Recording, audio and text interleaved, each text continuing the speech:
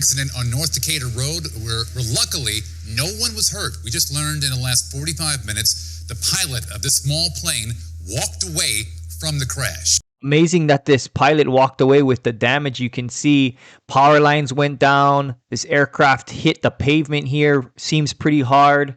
And we're going to be going over the NTSB final report for this thing. Decatur, Georgia, DeKalb County, Cessna 172. From November 4th. So here they are on scene. They did have to go ahead and get that power lines, get the scene safe. They used a fire extinguisher to kind of, I guess, put out some kind of issue that was going on. There was no fire.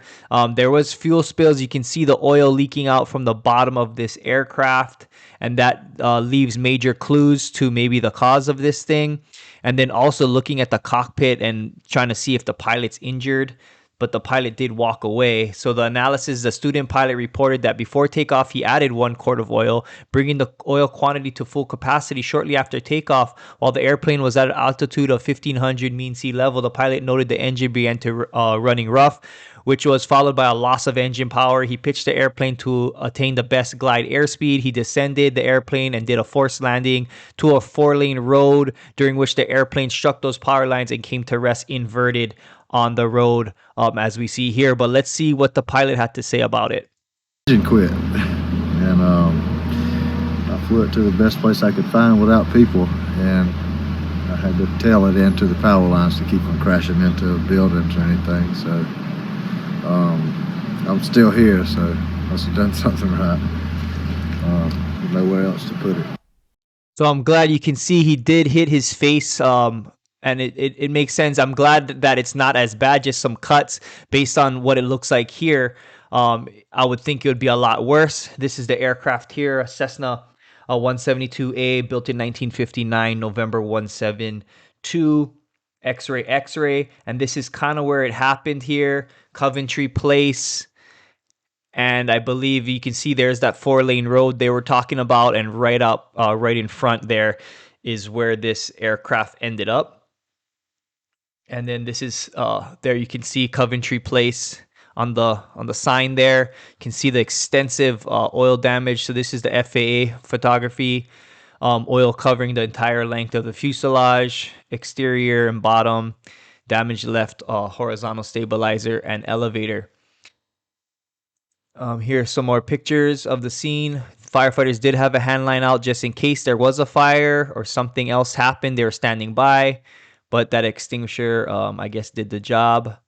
Post-accident examination of the engine found the crankcase was breached, consistent with a catastrophic failure. Additionally, a substantial amount of oil was covered on the exterior bottom of the fuselage skin, which we saw.